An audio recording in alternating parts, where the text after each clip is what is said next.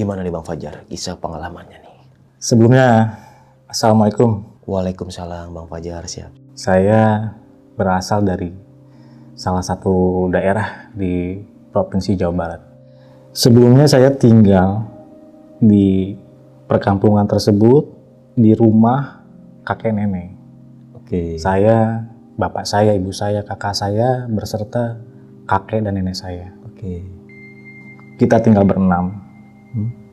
Lalu ada usulan dari nenek saya, karena kebetulan rumah nenek saya itu di suatu perkampungan dan itu masih dengan lahan yang cukup luas, lahan perkebunan.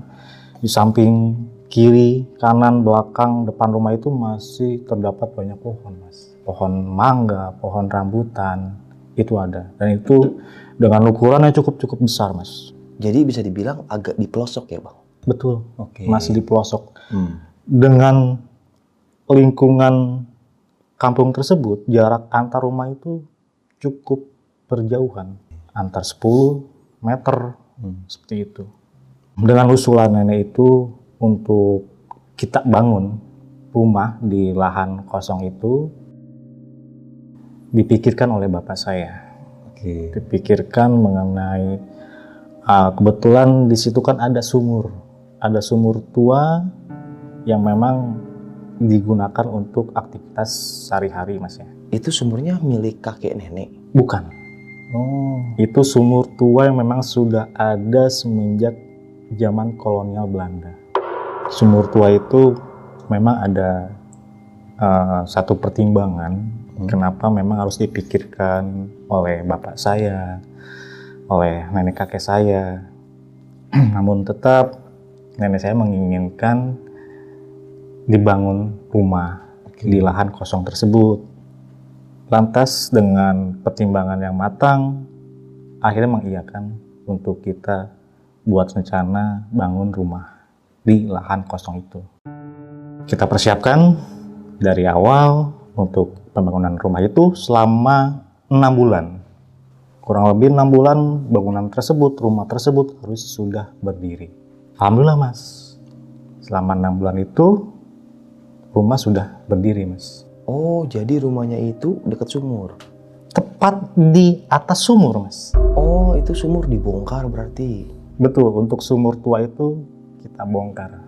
Dengan pertimbangan yang matang, dengan kita konsultasi juga ke orang pintar, dengan ke tokoh setempat, warga setempat, yang memang sebelumnya itu ada penolakan karena itu sumur tua. Tapi berhubung itu lahan memang sudah milik pribadi kakek nenek saya, jadi itu ya hak keluarga saya. Lalu kita adakan seperti syukuran ya. Syukuran, lalu dengan tradisi orang tua kita, nenek kakek saya yang memang tradisi-tradisi budaya ya, yang kita anut, kita adakan tradisi paku bumi, Mas. Oke. Setelah berdirinya rumah itu, kita adakan syukuran, kita adakan juga upacara ritual paku bumi. Ketika kita adakan syukuran, kita undang warga setempat, kita undang tokoh agama, kita undang juga sesepuh. Ada satu pertanyaan dari tokoh agama di kampung tersebut. Beliau menanyakan, bagaimana persoalan sumur tua ini? Pertimbangan yang memang seharusnya tidak boleh dibongkar. Karena ini termasuk sumur tua dari zaman kolonial Belanda sudah ada dan airnya tidak pernah surut. Kenapa memaksakan untuk harus dibongkar? Itu yang ditanyakan oleh sesepuh itu, tapi tetap dengan usulan nenek saya harus tetap berdiri rumah di lahan kosong ini. Upacara paku bumi itu saat itu kita siapkan sesajen, Mas. Apa aja tuh Bang Fajar? Sesajen itu ya berupa kembang 7 rupa, lalu ada kopi pahit, ada dupa, lalu ada wewangian. Sebagai yang melakukan ritualnya adalah sepuh di situ. Alhamdulillah semua berjalan dengan lancar. Kebetulan rumah itu kan baru dibangun, jadi kita harus beres-beres juga. Berarti ini posisi Bang Fajar udah kerja atau gimana nih? Itu posisi saya masih sekolah, Mas. Kelas 3 SMA. Oh, 3 SMA. Itu tahun 2006. Sedangkan rumah kakek nenek saya itu sudah dari tahun kolonial Belanda, Mas. Sudah ada, sudah berdiri. Dan sumur tua itu sudah dari zaman kolonial Belanda pun sudah ada.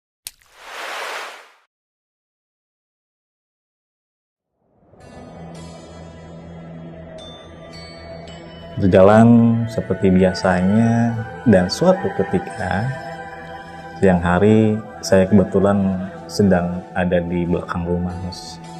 Di belakang rumah juga kebetulan itu kan masih kebun ya. Kebun terus dengan pohon-pohon buah mangga, rambutan, buah sirsat. Pada saat saya metik buah rambutan ini, Mas. Pada saat saya di atas pohon rambutan ini, saya sudah merasa gak nyaman, Mas. Kenapa, Bang? Saya seperti ada yang memperhatikan dari bawah, Mas. Tapi tidak ada sosok siapapun. Itu betul-betul saya rasakan dengan yakin ada sesosok yang memperhatikan saya. Padahal siang-siang ya? Kondisi itu masih siang, Mas. Itu pukul 2 siang. Saya betul-betul ngerasa gak nyaman. Akhirnya saya putuskan untuk sudahi, untuk memetik buah rambutannya, lalu saya turun.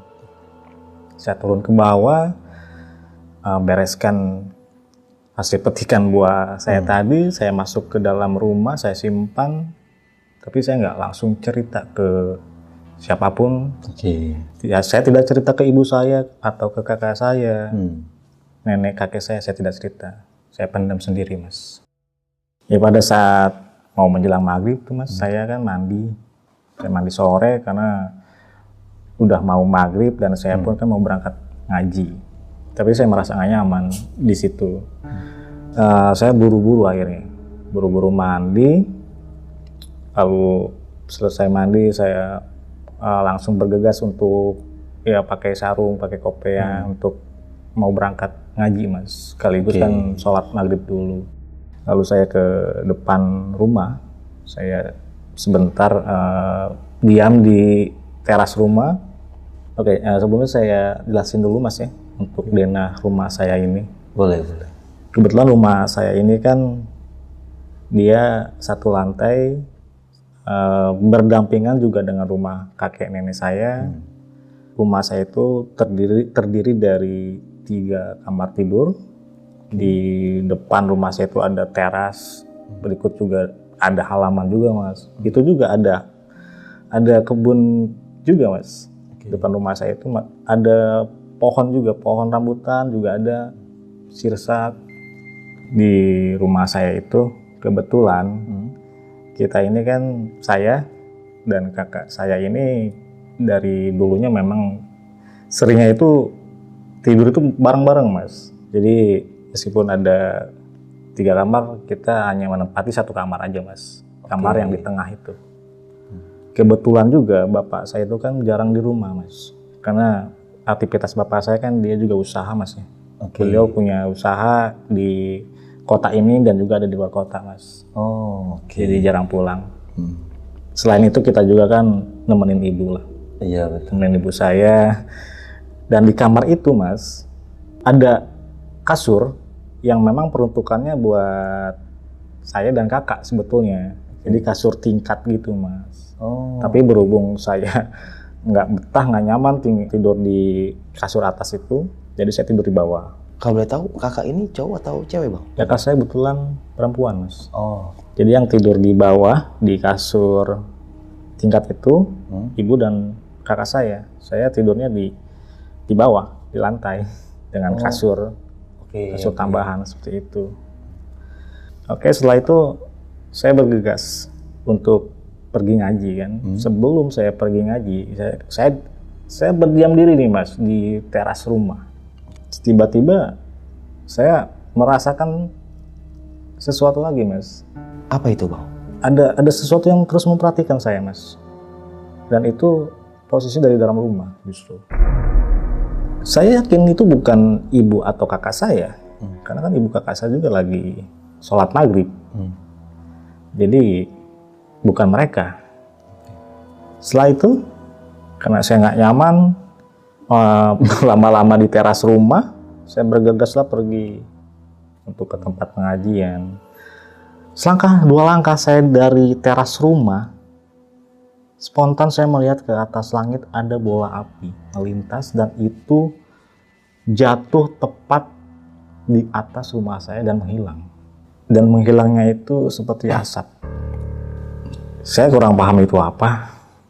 Dengan ekspresi saya yang yaitu aneh. Saya takut juga. Saya langsung pergi ke tempat pengajian, Mas. Ya, sepulang saya ngaji, Mas. Seperti biasa, normal. Saya pulang ngaji kan jam 8 malam. Pulang ke rumah, ya normal aja. Tapi di dalam rumah, saya merasakan kayak saya tuh nggak nyaman. Tapi aman-aman aja, Mas. Nggak ada peristiwa atau kejadian apapun. Hanya saya merasakan nggak nyaman aja, Mas. Beda dengan sebelumnya kan saya tinggal di rumah kakek nenek saya kan. Di situ saya nyaman, betah. Terlebih lagi tidak ada saya merasakan saya takut atau seperti saya diperhatikan terus yang tidak terlihat ya.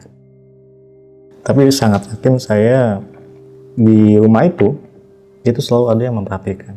Di rumah itu hanya tinggal kita bertiga, Mas. Saya, ibu saya, dan kakak saya. Karena bapak saya kan aktivitasnya dia pengusaha, Mas. Beliau itu punya pabrik di kota ini dan ada di luar kota.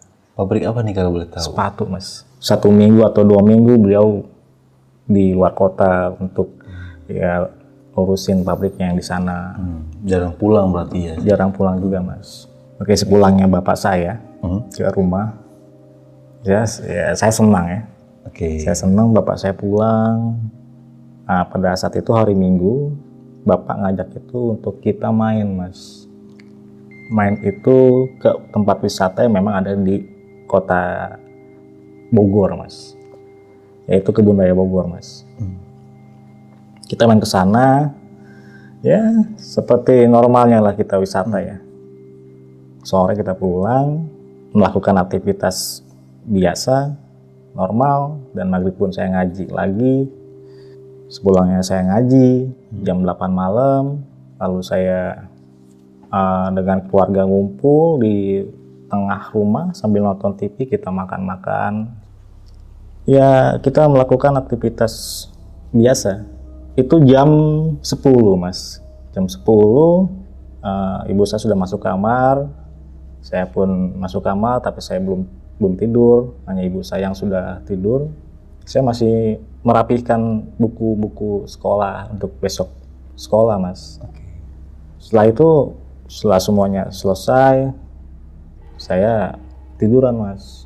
Saya tiduran di bawah, ibu saya sudah tidur, bapak dan kakak saya masih di ruang TV, masih nonton TV, Mas. Tiba-tiba saya merasa tiduran, tapi kok kayak panas. Kayak, ya mungkin wajar ya, mungkin cuacanya lagi panas gitu kan. Tapi ini saya keringetan, panas, nggak nyaman, Mas. Kayak tiduran pun kayak nggak betah gitu loh. Saya tiduran ya niat saya tidur, cuman ternyata nggak bisa tidur, Mas. Tiba-tiba saya mendengar suara. Saya mendengar suara dengkuran itu keras. Saya lihat ibu saya tidur, Mas. Ibu saya tidur, bukan ibu saya yang mendengkur. Karena selayaknya orang tidur yang mendengkur itu kan mulutnya pasti terbuka kan, Mas. Pasti kita tahu lah. Ini bukan ibu saya. Dan itu jelas dengkuran itu suara sosok laki-laki, Mas. Dengan napas yang berat, dengan nada dengkurannya itu yang begitu keras, Mas. itu beda dengan manusia pada umumnya. Yang saya belum pernah mendengar suara dengkuran selama ini seperti itu. Suara dengkurannya itu kalau manusia umum normalnya hanya ya Oke. kita tahulah seperti apa kan kerasnya. Tapi kalau ini sangat keras, Mas. Seperti ini. Itu mungkin kita bisa bayangkan suara hewan kali, Mas. Suara hewan yang mengaum. Seperti itu kerasnya, Mas. Lalu saya bilang ke bapak saya cerita ke bapak saya ada suara, saya sebut itu setan ngoroknya. Oke. Saya bilang bahwa saya, Pak, di dalam kamar ada suara orang mendengkur. Lalu kita sama-sama cek, Mas. Kakak, bapak, saya, kita cek sama-sama. Dan betul aja, Mas. Yang kita kira itu, suara itu sumbernya ada di kasur tingkat yang atas. Tapi ternyata bukan, Mas. Logikanya kita berpikir kalau di kasur yang paling atas itu kan nggak pernah ditempatin. Sebetulnya itu kan kasur saya, tapi saya ngerasa nggak nyaman, nggak betah di situ. Jadi kita kosongkan terus. Saya berpikir di situ, Mas, sumber suara itu, tapi ternyata bukan. Sumber suara itu lebih tepatnya ada di plafon, Mas, plafon rumah. Tapi itu suaranya masih ada pas kakak sama bapak datang. Masih ada. Mereka pun mendengarkan dengan jelas suara tersebut. Suara itu tepatnya ada di atas lampu, Mas, di bawah lampu. Itu betul-betul mengerikan, Mas. Buat saya pribadi, di situ saya ketakutan, Mas. Lanjut bapak saya mendoakan, bapak saya baca doa, tiba-tiba yang terjadi, Kenapa, Bang? ledakan, Mas. Kita kira itu lampu yang meledak. Suara ledakannya betul-betul kencang, Mas. Buang! Bergema. Itu masih di kamar ibu? Masih di kamar itu. Saya semakin panik dengan kondisi saya takut mendengar suara ngorok tadi. Sekarang mati lampu, total semuanya, rumah kita gelap. Kita langsung beranjak ke depan rumah untuk kembali nyalakan lampu. Dan kita nyalakan lampu, ternyata setelah kita masuk ke dalam dan cek kembali, itu normal, Mas. Yang tadi kita kira lampu itu meledak, pecah, ini enggak sama sekali. Ibu saya sempat terbangun, Mas. Kaget juga mendengar suara ledakan itu. Lalu ibu saya menanyakan, apa ini yang meledak? Ceritakanlah ke ibu. Kalau tadi sebelum ada ledakan itu ada suara orang mendengkur di atas plafon. Ibu saya kaget, Mas. Itu kakek sama nenek dengar nggak suara ledakannya? Tidak, Mas. Oke. Jadi hanya kita yang dengar suara ledakan itu sih, Mas. Saya panik, saya takut, saya pindah ke rumah kakek nenek untuk nenangin diri, Mas. Kurang lebih 1 jam saya tenang, cuma saya berpikir kan saya tetap harus balik ke rumah karena besok harus sekolah. Jadi saya mutusin buat pulang. Jam berapa itu, Bang Fajar? Kejadiannya itu dari jam 11, Mas. Sampai jam 12 saya pergi ke rumah kakek nenek, Mas. Dengan masih rasa takut sebetulnya, meskipun saya sudah tenang, saya putusin untuk kembali ke rumah. Saya kembali ke rumah, bapak saya bilang, ya udah, sekarang kita tidur. Saya, kakak saya, bapak saya, dan ibu saya, kita putusin untuk tidur, Mas. Tapi sebelum saya tidur, saya kembali mendengar sesuatu dari arah kaca jendela kamar depan, Mas. Suara apa, Bang? Suara itu seperti suara ketukan, Mas. Suara ketukan yang saya yakin itu bukan suara dari benda-benda apapun, tapi itu lebih ke suara seperti orang mengetuk jendela, Mas. Beberapa kali suara ketukan itu tok, tok, tok, tok. Lalu saya bilang ke bapak, Pak, di kamar depan. Bapak saya menanggapinya, oke, sudah, kita kembali tidur aja, berdoa. Karena ada bapak saya merasa ya udah aman. Sampai besok paginya saya bangun, saya mandi, saya mau berangkat sekolah, Mas. Dan bapak ibu saya pun buka pintu rumah, ibu saya mau bersih-bersih halaman depan. Ternyata ibu bapak saya menemukan ada telapak kaki, Mas, di tepat depan kamar depan. Kaki itu dengan ukuran yang besar, ukuran bukan seperti manusia pada umumnya, dan hanya satu kaki. Saya pun ikut menyaksikan, Mas, telapak kaki tersebut. Kita betul-betul merasa aneh dengan peristiwa itu. Sampai pagi hari kita menemukan jejak telapak kaki itu, kita betul-betul merasa ini bukan hal yang wajar. Saya pergi sekolah, Mas. Saya pulang sekolah kan jam 12 siang tuh. Saya kan kalau sekolah itu jadi jalan kaki, Mas. Karena jarak sekolahan saya ke rumah itu nggak jauh. Jadi saya lewat belakang rumah saya, lewat kebun-kebun. Kebetulan ada akses jalan menuju ke sana, Mas. Saya pulang jam 12 siang.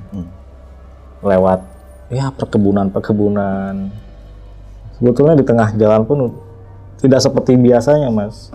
Biasanya saya pulang pergi sekolah itu biasa aja, nyaman.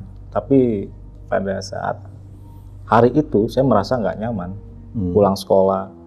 Lagi-lagi saya merasakan seperti ada seseorang yang ngikutin dari belakang. Tapi pada saat saya nengok nggak ada siapa-siapa, Mas. Saya pulang sendirian. Saya di situ lari, Mas, sampai ke rumah.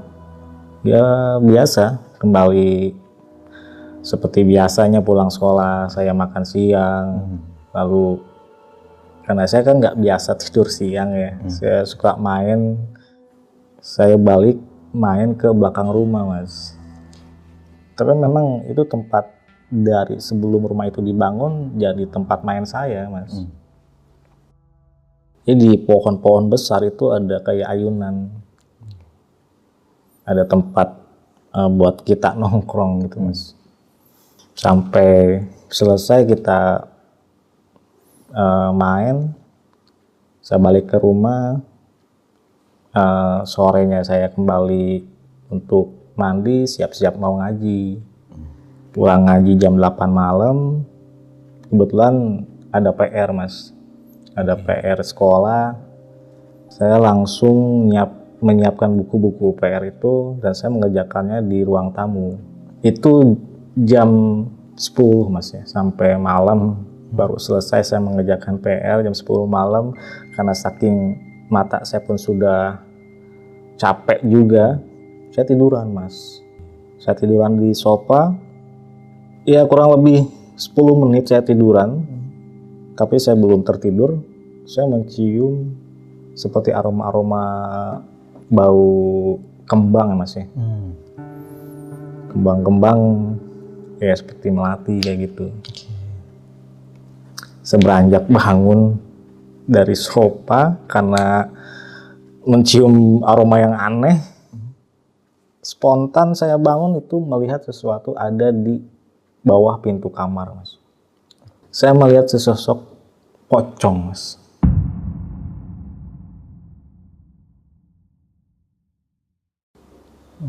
Pocong dengan ukuran kecil tapi, Mas. Hah? Kecil? Pocongnya kecil. Saya sebut itu pocong mini, Mas. Tapi betul-betul pocong, sangat menyerupai pocong seperti pada umumnya yang besar mas, dengan kain kapan yang lusuh, mukanya itu hancur, hitam. Di sekeliling pocong itu ada taburan bunga, berikut ada tanah.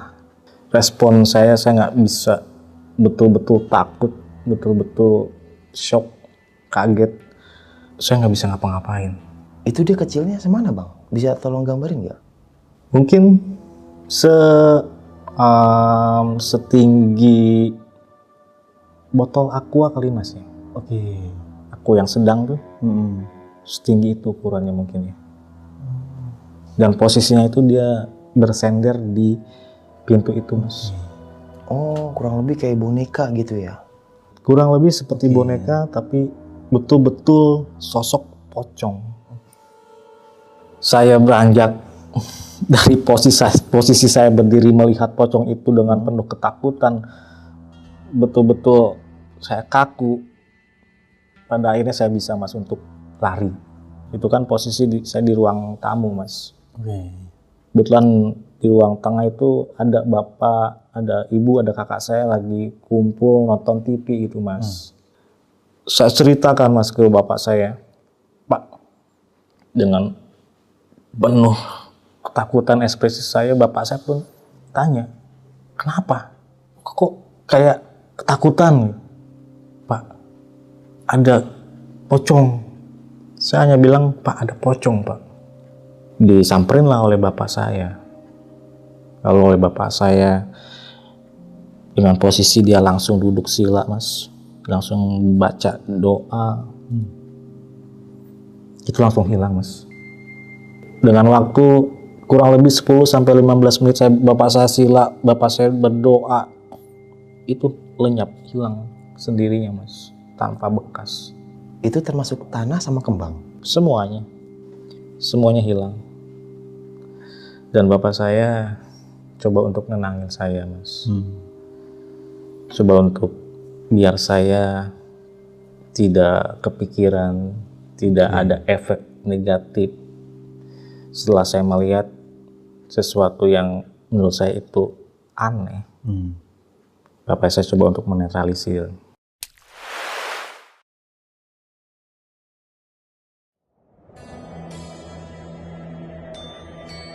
Selang 1 minggu, setelah beberapa hari 1 minggu itu, tepatnya di hari Sabtu. Setiap hari Sabtu ngaji itu libur, dan itu kan malam minggu. Malam minggu saya suka nongkrong mas, sama teman-teman di teras rumah.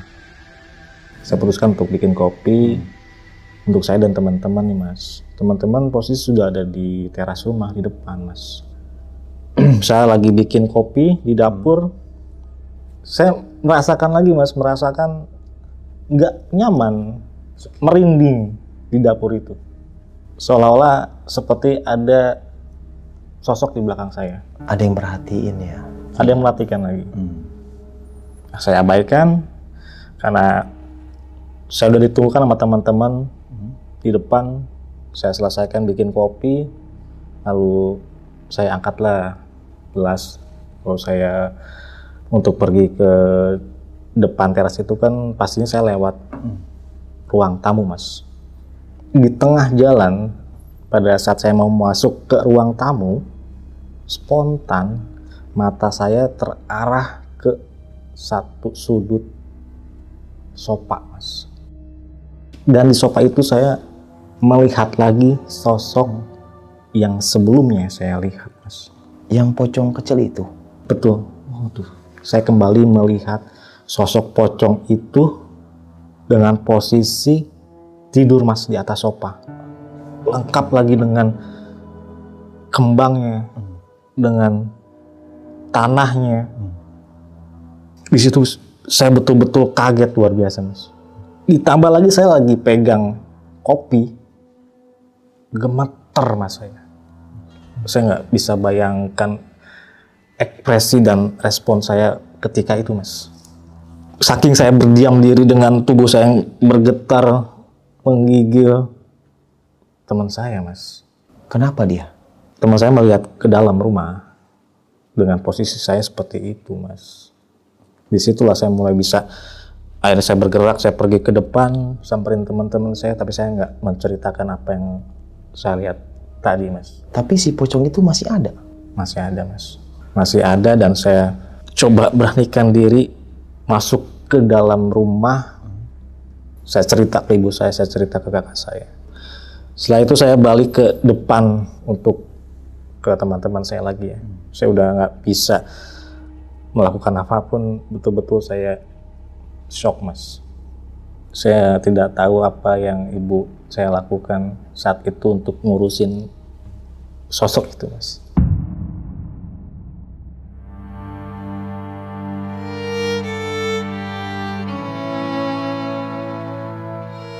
Setelah kejadian saya ngelihat pocong di sofa itu dan teman-teman saya sudah pulang, jam 11 saya udah mau tidur, Mas. Tetap saya tidur dengan ibu saya dan kakak saya, Mas. Dengan rasa ketakutan itu saya tidur nggak tenang. Saya betul-betul nggak nyaman, masih kepikiran dengan kejadian yang tadi. Ibu dan kakak saya sudah tidur. Saya betul-betul tidak bisa tidur. Saya perhatikan di bawah celah pintu kamar, tiba-tiba ada bayangan. Bayangan itu berlalu lalang, Mas. Dan itu gaduh, sangat gaduh, Mas. Seperti keramaian. Saya mendengar seperti itu seakan-akan di pasar, Mas. Orang berlalu lalang di pasar. Jadi yang saya lihat pada saat itu di celah pintu kamar itu bukan hanya selewat sekali, tapi berlalu lalang. Tapi Bapak ada nggak di situ, Bang? Pada saat itu Bapak nggak ada. Saya hanya bertiga dengan ibu dengan kakak saya. Dan ibu kakak saya sudah tertidur. Sementara saya nggak bisa tidur, Mas. Dan itu yang saya lihat dan saya dengar. Setelah itu saya ketiduran. Alhamdulillah sampai pagi semuanya aman.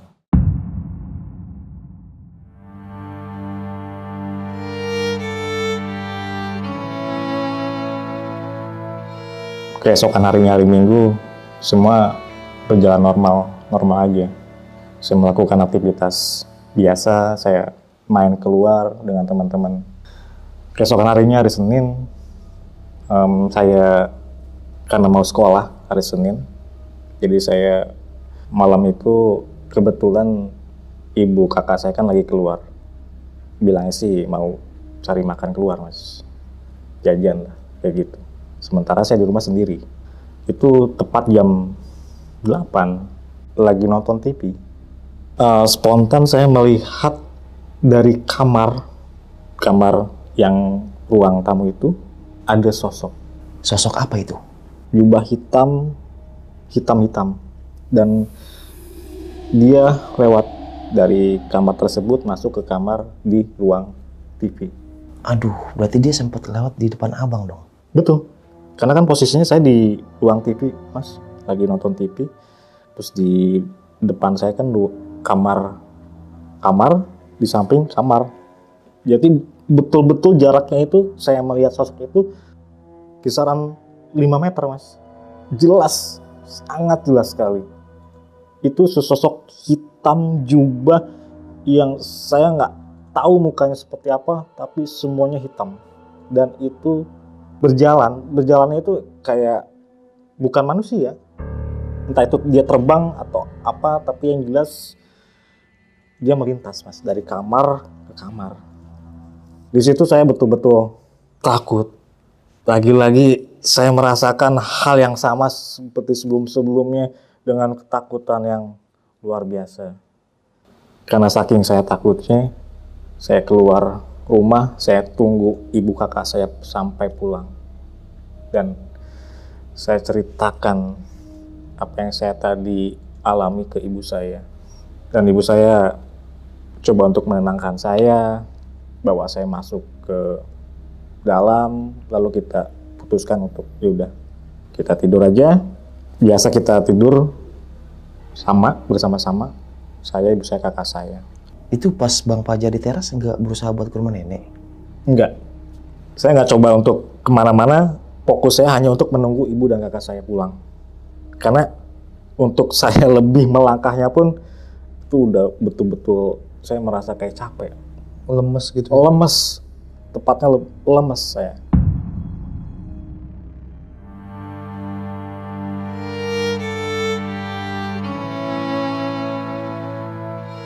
Ya, selang berapa hari setelah kejadian malam itu yang saya lihat jubah hitam, tepatnya di hari Rabu.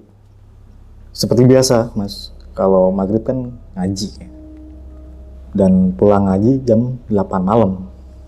Nah, pas pada perjalanan menuju ke rumah saya, di depan rumah saya itu kan masih ada pohon rambutan besar, Mas. Dan juga ada kayak tempat jemuran tradisional yang dari bambu-bambu gitu, terus pakai tali kan. Nah, dari kejauhan itu saya melihat seperti kain putih-putih. Saking saya penasaran, saya lebih cepat nih jalan. Saya buru-buru jalan. Semakin saya dekatin, semakin saya dekat dengan jarak rumah, di situ betul-betul saya mati berdiri, Mas. Kenapa emangnya, Bang? Yang saya lihat itu bukan kain, tapi pocong.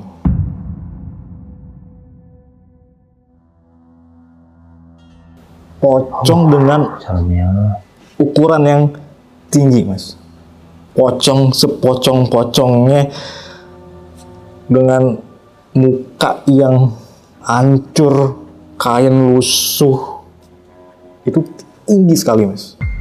Tepat di bawah pohon rambutan. Saya nggak bisa menggambarkan pada saat itu ekspresi saya seperti apa. Yang jelas beda dengan saya melihat pocong sebelumnya di dalam rumah. Ini pocong asli. Saya langsung lari dengan sekuat tenaga. Coba saya paksa diri saya buat lari ke dalam rumah. Berarti abang lewatin pocong itu. Lewatin. Karena memang untuk masuk ke dalam rumah kan saya harus ngelewatin halaman itu, lewatin pohon rambutan itu.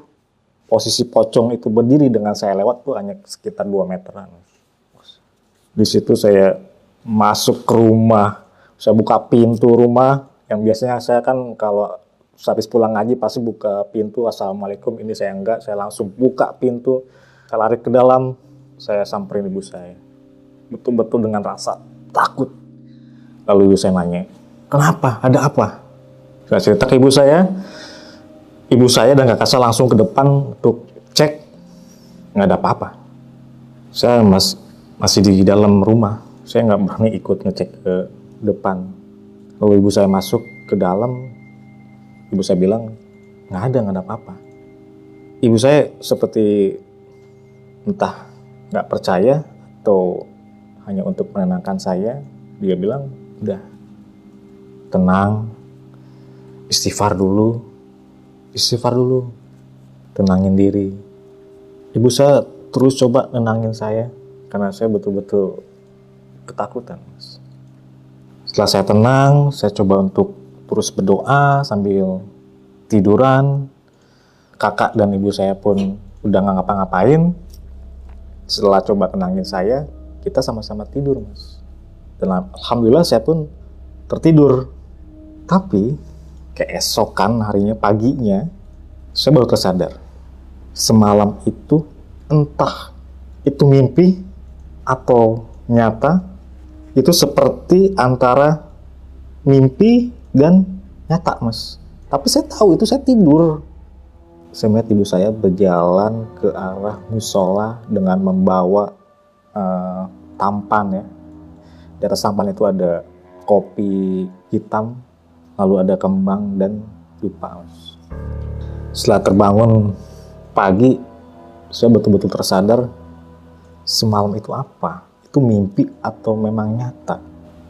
Saya masih coba mencerna. Itu mimpi atau betul nyata? Saya coba untuk tidak mau memikirkannya. Setelah itu selang beberapa hari, saya seperti biasa, Mas, kalau maghrib kan ngaji terus pulang jam 8 malam.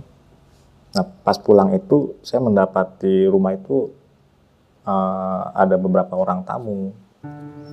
Tamu itu tamu ibu saya, karena kebetulan kan bapak saya nggak ada, lagi di ngurus pabrik yang di luar kota itu. Saya masuk dalam rumah, saya assalamualaikum, pulang ngaji kan. Saya pun langsung ketemu dan melihat tamu ibu saya, beberapa orang itu. Setelah itu saya langsung masuk ke dalam rumah, nonton TV, saya makan di ruang TV itu, Mas. Saya mendengar dari obrolan-obrolan itu, bukan maksud saya menguping, tapi memang akan otomatis terdengar gitu. Itu ngebahas soal barang-barang pusaka. Barang-barang pusaka, barang-barang yang sifatnya itu mistis. Itu yang saya dengar. Oh, berarti ibu lagi transaksi ya? Kemungkinan besar. Tapi karena saya memang nggak mau terlalu dalam untuk lebih mendengarkan dan lebih ke yang ya udahlah. Jadi saya lanjut nonton TV, saya lanjutkan untuk ya aktivitas saya saat itu.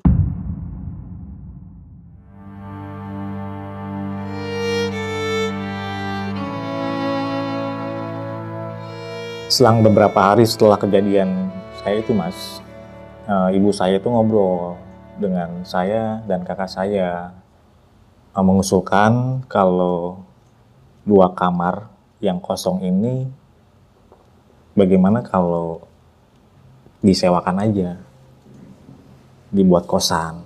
Karena kebetulan di daerah rumah saya ini kan ada kampus swasta, Mas. Dan jaraknya pun dari rumah ke kampus itu nggak jauh, sekitaran 500 meter.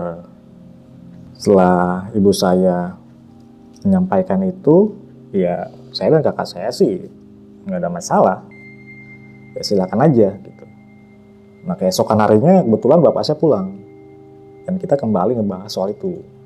Kita bahas soal itu, ya jadilah untuk kita, yang tadinya itu kan kamar kosong, Mas. 2 kamar itu kosong, lalu kita rapihkan, Mas. Semuanya kita persiapkan, kamar sudah siap semuanya, kasur, lemari, seperti itu. Mulai kita untuk promosi. Nah, selama kurun waktu 1-2 minggu, itu kita coba promosi, Mas. Dan kebetulan memang di daerah saya itu kan banyak mahasiswa yang cari kos. Dan di waktu 1-2 minggu itu kita promosi juga datang mahasiswa yang coba menanyakan, oh ini kamar dikosin ya Bu? Ibu saya jawab iya. Lalu kita berikanlah ke orang tersebut, Mas. Namanya itu Ari, Mas. Dia mahasiswa kampus itu yang baru masuk, Mas. Maba nih berarti. Ya, mahasiswa baru ya.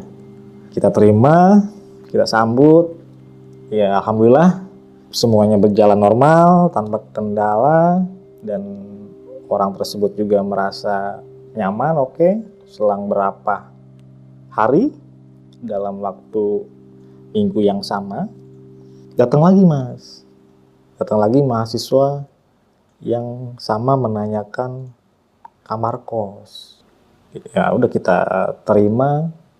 Awal mulanya mereka nggak ada masalah, Mas. Berjalan normal. Seminggu, 2 minggu mereka biasa aja, nyaman, betah. Tidak ada hal-hal yang aneh, kejadian yang aneh nggak ada. Mereka pun sudah bayar kosan itu bahkan 2 bulan, Mas. Langsung bayar 2 bulan. Tapi 1 bulan pertama mereka menempati kamar tersebut di rumah kita ini, ada salah satu anak kos yang namanya Ari itu, yang dia menempati kamar paling depan. Setelah si anak kosan itu cerita ke ibu saya, lalu ibu saya cerita ke saya. Itu tepatnya di hari Rabu sore sebelum saya mau mandi ya. Karena kan memang sudah jadwalnya mandi, mau maghrib, mau berangkat ngaji juga gitu. Ibu saya cerita dulu Mas ke saya perihal anak kosan yang apa dialami semalam. Si Ari waktu malam melihat pada saat dia keluar kamar dan mau ke kamar mandi di jam 2 malam, melihat di ruang TV itu ada seseorang yang menggunakan mukena. Sepertinya sedang sholat, tapi merasa aneh, kata si Ari. Merasa anehnya itu tidak seperti biasanya orang sholat, cewek sholat ya, pakai mukena gitu. Ini kok mukanya kayak tertutup, Mas. Tapi ini putih-putih semua, Mas. Dengan posisi si sosok itu sedang membungkuk. Yang pada akhirnya si Ari ini dia nggak lanjut ke kamar mandi. Jadi mengurungkan niatnya untuk ke kamar mandi, balik ke kamar. Kita lanjut coba untuk lebih cari tahu nih. Saya dengan ibu saya coba tanya ke kakak saya, waktu semalam kamu sholat enggak? Oh, enggak, kan saya tidur sama ibu. Ibu juga pasti tahu dong kalau misalkan saya bangun gitu kan. Biasanya juga ibu kan bangun juga nih tengah malam gitu. Saya sama sekali nggak bangun. Lalu siapa sosok yang menggunakan mukena ini kalau bukan kamu? Yang nggak tahu bu, yang jelas itu bukan saya. Saat itu kita bertiga, saya, ibu saya, dan kakak saya merasa hal yang entah ini apa, tapi yang jelas ini bukan di antara ibu dan kakak saya, jadi kita pastikan ini wallahu alam. Setelah kejadian itu yang dialami Ari ya, dia cerita ke ibu saya dan ibu saya pun cerita ke saya, terus kita coba cari tahu apa sebetulnya, tapi kita tidak menemukan jawaban yang pasti. Seiring waktu, Ari ini kayaknya nggak betah. Dia memutuskan untuk keluar dari rumah ini. Ya, kita sudah bisa pastikan dia nggak betah karena apa? Karena dari awal dia cerita dia mengalami hal seperti itu, ya kita maklumi, Mas. Si salah satu orang kan, namanya itu Johan. Nah kita tanya nih Mas, kita ya seakan-akan nggak tahu lah kenapa si Ari ini kok mau pindah gitu. Kita tanya ke Johan, ternyata Johan pun nggak tahu kenapa Ari kok pindah gitu, keluar dari rumah ini. Ya akhirnya kan kosong, kamar depan kosong, ya kita coba buka lagi untuk terima anak kos baru. Dapat selang beberapa hari dapat lagi Mas, mahasiswa yang mau ngekos di rumah kita ini. Seperti biasa mereka minat, sudah bayar uang kos, tapi lagi-lagi mereka nggak lama. Yang kedua itu hanya 2 bulan mereka keluar. Dan si Johan ini yang menempati lebih awal, yang bareng dengan Ari kan. Kalau Ari kan memang sudah keluar lebih dulu. Nah Johan pun ternyata dia pun ikut mengalami, Mas. Mengalaminya dia tuh nggak seperti apa yang dialami Ari ya, melihat sosok putih itu gitu. Johan ini hanya sekedar dia sering diketuk pintu kalau malam hari, dan dia cerita ke ibu, lalu ibu cerita ke saya, bahkan ibu menanyakan, kamu bukan yang suka ketuk pintu kamar si Johan kalau malam? Saya bilang, ngapain saya ketuk pintu malam-malam ke kamar dia? Enggak. Dan itu kejadiannya enggak sekali, dengan rentang waktu setiap malam itu pasti ada aja yang ketuk pintu kamar si Johan ini, Mas. Akhirnya Johan pun nggak betah. Dan pada akhirnya dia pun memutuskan untuk keluar dari rumah kita ini. Dan untuk yang mahasiswa baru pun sama, Mas. Mereka nggak betah lama, jadi sebulan 2 bulan mereka keluar. Terus seperti itu. Meskipun dengan pola yang sama, mahasiswa ini sebulan 2 bulan mereka keluar, pindah tanpa memberikan alasan yang jelas. Kita selalu tanya, setiap kali mereka keluar dalam kurun waktu ngekos kok cuma sebulan 2 bulan, kenapa sih gitu. Ibu saya selalu pasti menanyakan itu gitu. Karena kan untuk apa yang harus diperbaiki, apa ada yang membuat mereka nggak nyaman dari segi kita sebagai tuan rumah, karena kan sudah satu atap nih gitu. Tapi tetap mereka tidak mau memberikan penjelasan apa-apa. Mereka nggak mau cerita apapun. Saya dengan ibu, kalau sebetulnya mereka nggak betah, nggak nyaman itu karena banyak gangguan, Mas. Sama seperti apa yang dialami oleh Ari dan Johan ini. Hanya saja mereka nggak mau cerita.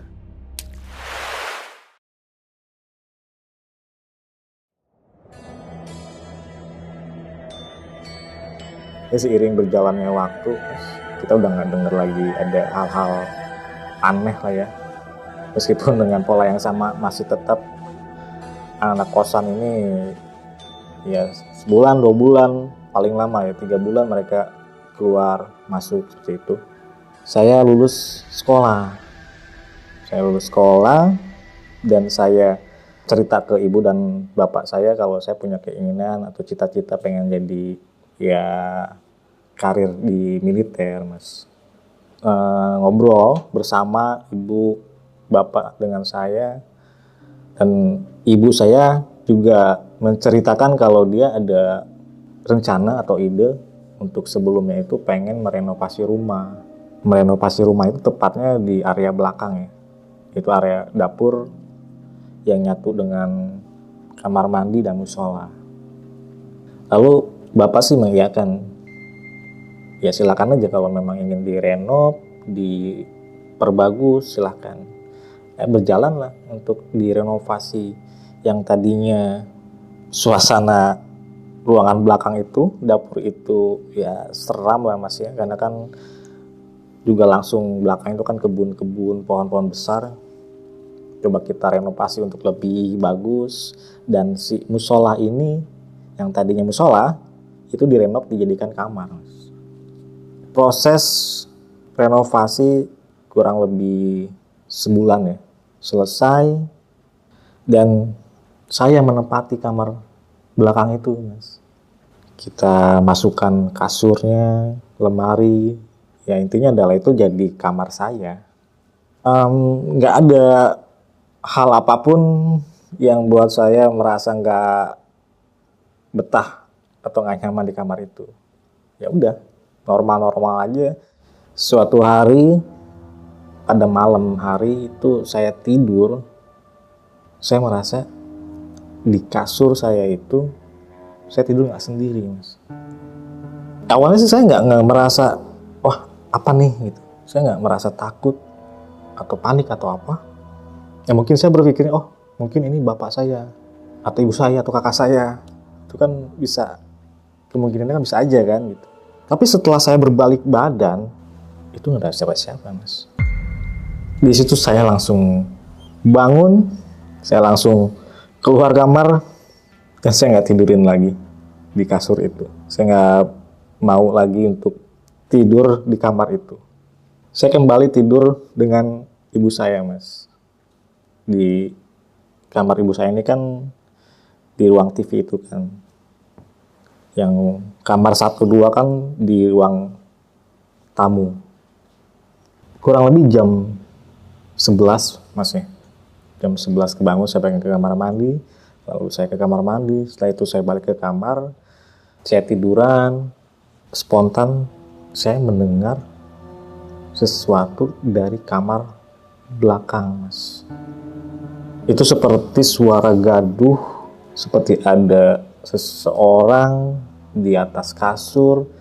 Jadi kasur saya itu kan yang di kamar belakang, itu masih kasur-kasur jadul, Mas, yang dari kayu gitu. Jadi kalau misalkan kita tidur itu pasti kedengeran. Kalau kita bergerak di atas tempat tidur itu pasti terdengar.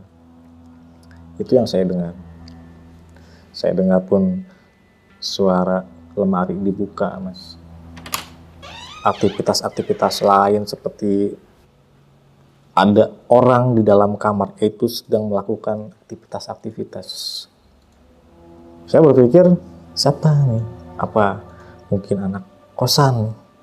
Karena kan di kamar depan, kamar 1-2, itu masih ada yang mengisi anak kosan. Saya berpikir anak kosan. Saya coba untuk keluar kamar dan saya cek, nggak ada siapa-siapa. Dalam posisi kasur itu rapi dan pintu lemari pun rapi. Semua barang rapi. Dan pintu kamar pun tertutup. Tapi setelah saya buka, nggak ada siapa-siapa, Mas. Dan itu kejadian itu di kamar tersebut sering banget saya dengar aktivitas gaduh di malam hari. Itu nggak sekali 2 kali. Dari kejadian malam itu ke esokan malamnya sering kali saya dengar, Mas.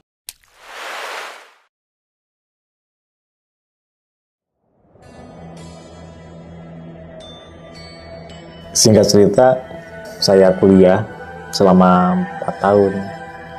Saya kuliah pun di kampus yang dekat rumah saya itu, Mas, kampus swasta. 4 tahun saya selesai sekolah atau kuliah. Ya semua berjalan alhamdulillah dengan normal, lancar, tanpa kendala. Pada akhirnya saya lulus, lalu saya cari pekerjaan. Alhamdulillah saya dapat kerja. Semua berjalan dengan normal. Sampai pada akhirnya saya pun ketemu jodoh, menikah, tepatnya di tahun 2016. Saya tetap tinggal di rumah yang sama. Di rumah itu, kebetulan waktu itu kakak sudah nggak ada di rumah, Mas. Karena kakak lebih dulu sudah menikah ya, dan sudah pindah rumah. Jadi di rumah itu saya, istri saya, dan ibu saya. Dan untuk bapak saya, kebetulan sebelum saya menikah, di 2015 itu, bapak sudah berpulang, Mas. Di akhir tahun 2015, bapak berpulang. Jadi saya menikah di tahun 2016, awal tahun 2016, tanpa ada bapak. Saya masih tetap tinggal dengan ibu saya, Mas, di rumah itu, di rumah yang sama. Suatu malam, sebelum saya tidur, ya seperti biasa, saya melakukan aktivitas seperti biasanya, Mas. Bahkan di pukul 12 itu, saya ingat saya masih nonton TV, 12 malam. Sementara ibu dan istri saya sudah tertidur. Saya masih nonton TV sampai jam 2 malam. Karena pada saat itu memang saya ngerasa kayak nggak bisa tidur. Saya masih nonton TV di jam 2 malam itu. Terus saya ngerasa udah ngantuk. Saya cobalah untuk tidur ke kamar. Pada saat itu saya nggak tahu pasti ya di pukul berapa, tapi yang pasti sekitar pukul 4 sebelum azan subuh, Mas. Tiba-tiba saya mendengar ada suara ketukan pintu di pintu rumah di luar. Ketukan itu beberapa kali, tok, tok, tok, tok, dengan jeda. Kalau seperti biasanya orang mengetuk pintu kan tok, tok, tok, tok, tok. Oh ini enggak. Dia ada jeda untuk ketukan pintunya. Saya terbangun dan saya berpikir nggak aneh-aneh. Oh mungkin ini ada tetangga atau apa. Karena juga kan memang sudah mau pagi ya, mau azan subuh. Sebelum saya beranjak untuk coba buka pintu, Mas, itu posisi masih di kamar. Istri saya pun masih tidur. Tapi saya bangunin istri saya dan tiba-tiba aja ada suara nenek-nenek. Ada suara yang menyerupai suara nenek-nenek dan itu saya nggak kenal suara itu siapa. Dan saya masih berpikir positif kalau itu ya mungkin tetangga gitu, Mas. Lalu dia mengatakan dengan bahasa Sunda ya. Bahasa Sundanya tuh bahasa Sunda yang Ya, saya meskipun orang Sunda tapi nggak terlalu paham dengan bahasa Sunda yang halus. Dia bilang, gerah hudang, rade kalebet atuh, hoyong kalebet. Itu yang saya dengar, Mas. Apa itu artinya, Bang? Dia ngebangunin kita. Bangun. Maksudnya nenek pengen masuk ke dalam, entah tujuannya masuk ke dalam itu dan ngebangunin kita untuk apa, tapi itu yang saya dengar. Saya dan istri saya udah kebangun nih, Mas, dengar suara nenek-nenek tersebut, tapi kita belum berpikir aneh-aneh. Kita rasa, oh ini tetangga mungkin. Saya dengan istri saya bilang, siapa ya? Pagi-pagi gini ada tetangga terus ngomong kayak gitu. Siapa ya? Kita penasaran, akhirnya kita bangun dan langsung saya coba buka gorden, Mas. Saya intip dari jendela, itu nggak ada siapa-siapa. Itu sama sekali nggak ada orang. Lalu saya buka pintu, benar saja nggak ada siapapun. Di situ kita ngerasa, apa nih, siapa nih? Kita masih positif, Mas. Setelah itu kita tutup pintu, kita coba untuk, ya udahlah, saya dengan istri saya, ya udahlah, bentar lagi kan mau azan subuh nih, kita siap-siap mau sholat subuh. Tapi sebelum ambil wudhu seperti itu, sontak aja di kamar itu saya melihat ada ular masuk, Mas. Ular itu entah dari mana munculnya, ada di kamar dan sedang jalan di kamar menuju ke bawah lemari. Itu warnanya hitam dengan ukuran sekitar 30 cm. Karena kita tahu, kita lihat dia masuk ke bawah lemari, setelah di bawahnya itu, lalu kita geser lemari itu, kita ambil sapu juga, Mas, untuk usir itu ular. Tapi ternyata kita nggak menemukan ada ular di bawah lemari itu. Kita panik dong. Saya dan istri saya panik. Saya masih berpikir positif, Mas. Itu ular asli, ular hewan. Tapi setelah kita cari di sudut-sudut kamar, kita bongkar semua, nggak ada. Kita nggak menemukan itu ular ada di mana, nggak ada. Sampai akhirnya ya udah azan subuh berkumandang, kita sholat. Saya coba bangunin ibu saya sebelum sholat. Saya ceritakan ke ibu saya kalau tadi ada nenek-nenek yang coba datang ke rumah kita, ketuk pintu, dan dia minta untuk masuk ke rumah. Tapi sebelum kita buka pintu, itu nggak ada. Dan tiba-tiba setelah itu ada ular, dan ular itu nggak ada. Saya ceritakan ke ibu saya, tapi kita nggak menemukan jawabannya apa. Sudahlah, kita berdoa aja semoga kejadian tadi nggak menjadi hal-hal buruk yang menimpa untuk keluarga kita. Kita berdoa semoga ya Allah tetap melindungi keluarga kita ini. Ya, dari apa yang saya alami selama ini dengan kurun waktu yang cukup panjang, dari sebelum saya menikah sampai saya menikah, saya ambil kesimpulan semua ini terjadi dengan besar hati. Saya terima apapun itu. Yang terpenting adalah kita tetap dengan keimanan. Kita jangan pernah jauh dari Allah. Kita coba lebih mantapkan lagi keimanan, lebih coba untuk perbaiki ibadah kita. Meskipun sampai pada saat ini masih saya alami kejadian-kejadian, peristiwa-peristiwa yang entah ini apa. Nah nih Bang Fajar, setelah semua nih yang Abang alami nih bersama keluarga, terus di akhirnya nih Bang sempet terkuak ke Bang atau ketahuan ini gangguan berawal dari mana gitu? Saat itu saya coba inisiatif untuk coba cari guru, Mas.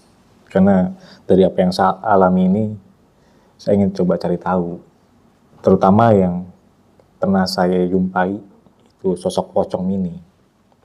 Saya ceritakanlah ke guru saya. bahwa itu adalah kiriman, Mas. 2 kali saya menemukan sosok pocong ini di dalam rumah, ternyata itu adalah kiriman yang memang ditargetkannya itu ke saya. Tapi alhamdulillah berkat doa dan perlindungan sejauh ini saya masih alhamdulillah aman, Mas. Nah, terus nih Bang, setelah Abang menikah dan tinggal di rumah itu lagi nih, itu Abang masih dapat gangguan-gangguan baru gak? Peristiwa demi peristiwa masih sering terjadi, Mas. Salah satunya diawali dengan peristiwa di mana saat itu saya dengan istri saya di kamar dan istri saya sudah tertidur, tapi saya belum tertidur. Saya masih mainin handphone.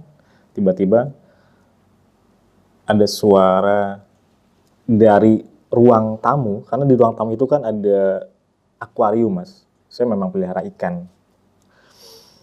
Nah, yang saya dengar adalah suara akuarium, suara air yang sedang dimainkan, diciprat-cipratkan, seperti itu. Tapi logikanya saya, kebetulan kan ikan-ikan saya ini kan ikan-ikan kecil-kecil, Mas. Jadi nggak mungkin kalau sumbernya dari ikan-ikan tersebut. Saya penasaran. Saya bangun, saya keluar dari kamar, dan saya cek, itu sama sekali nggak ada tanda-tanda si akuarium itu habis dimainin, Mas. Nggak ada percikan air, nggak ada bekas-bekas air itu. Itu tenang airnya. Saya abaikan. Setelah itu saya balik ke kamar, saya lanjut ya tiduran dan masih dengan handphone saya masih main handphone.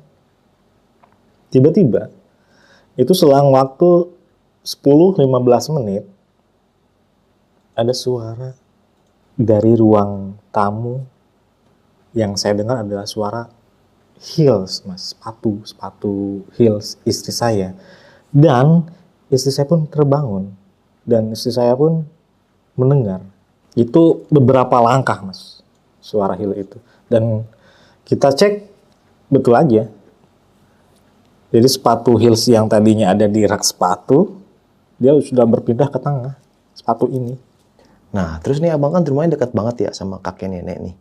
Nah, terus kalau kakek sama nenek sempat cerita gak ke Abang?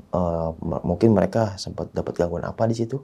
Saat itu di rumah kakek nenek, karena memang kan rumah kakek nenek saya itu rumah yang sudah berdiri sudah lama, Mas. Dan banyak kejadian-kejadian aneh yang menurut kita aneh ya. Itu banyak terjadi dan sempat nenek cerita kalau di belakang rumah itu kan kebetulan juga kebun, terus pohon-pohon besar. Itu penampakan ya seperti sosok besar, tinggi, hitam. Itu sering kali, Mas. Sering kali nenek saya lihat, kakek saya pun sering kali mengalami melihat wujud-wujud sosok-sosok. Jadi memang di lingkungan rumah saya atau rumah kakek nenek saya itu ya banyak sekali, Mas, aktivitas-aktivitas yang kita nggak tahu. Nah nih Bang, pas pertama kali bangun rumah nih, kan ada salah satu sepuh tuh yang ngomong kalau sumur ini jangan ditutup. Dan rumah ini pas jadi nih, pas keadaan sumur dihancurin tuh. Terus kira-kira warga sekitar ada yang protes gak Bang tentang sumur itu? Mungkin ada yang bilang gali lagi lah atau apalah kayak gitu. Berhubungan dengan sumur tua itu yang dikatakan sepuh, yang seharusnya tidak perlu dibongkar, tapi kita bongkar dan berdirinya rumah saya. Tapi tidak ada penolakan dari warga karena memang itu lahan pribadi milik keluarga saya, Mas. Jadi tidak ada efek untuk warga sekitar. Nah maaf nih Bang, sebelumnya ya Bang Fajar, kan kakek sama nenek udah meninggal nih. Nah kira-kira rumah kakek sama nenek masih ada gak Bang waktu sekarang? Sampai saat ini rumah kakek nenek saya itu masih ada. Sepeninggalannya mereka wafat, itu dilanjutkan oleh adiknya ibu saya, Mas. dan itu berubah fungsi dari rumah jadi sama toko dan kosan mas, 2 lantai. Di atas kosan, di bawahnya itu toko mas. Nah terus kalau untuk tante sama penghuni kos sempat cerita gak bang? Sekarang ini mereka dapat gangguan gak di situ? Tentu ada mas, malah itu disaksikan, dialami langsung ya oleh teman saya.